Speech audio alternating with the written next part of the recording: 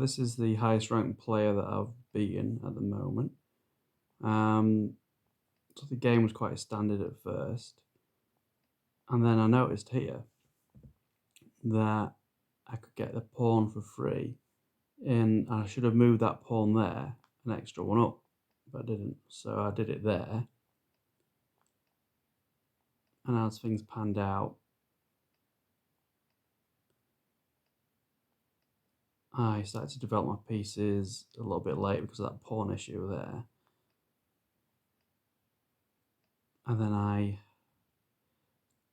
pushed quite deeply with my pawns on the right hand side, but on the queen side I kept it for castling for the king for later.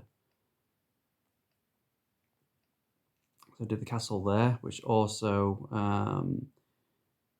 got a scenario with my bishop was a bit trapped in, which you'll see in a second. So first of all, he attacks my knight. I move that away there, and that's where it stays for most of the game around the area. The queen attacks the king, which is actually beneficial for me because I wanted my king over there anyway to protect against his bishop. I bring my bishop into play. And this is the start of my formation here that I wanted to attack his king. And then me taking that pawn there, that's crucial to the end game, basically. So I've got two pawns together and a king as well there. Now he's setting up an attack. However, as soon as I do this, so I bring over my bishop and check him, he's in trouble because he's got to move his king and take it. Now, this is where he can't move his king towards my pawn. He's going to be in check. He's literally limited, really, basically there. And I see that, so I check him again.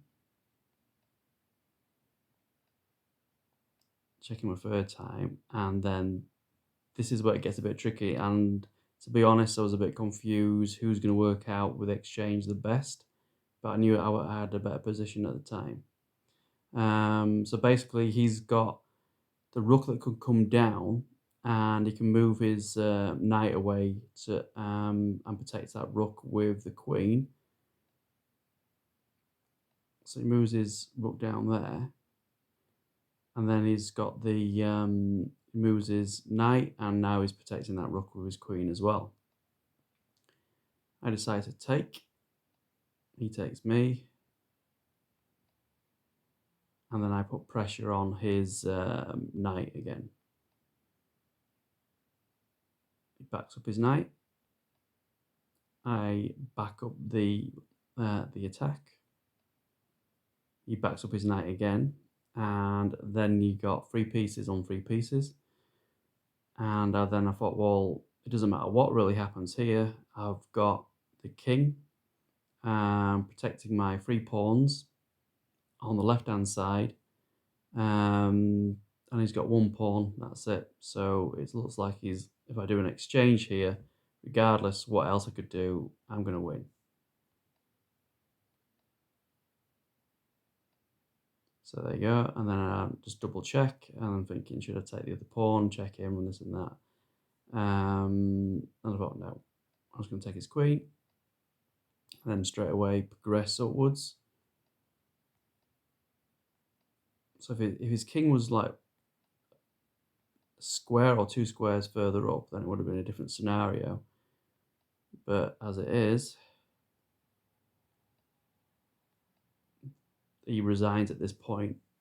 There's 0 chance he's going to win with that formation.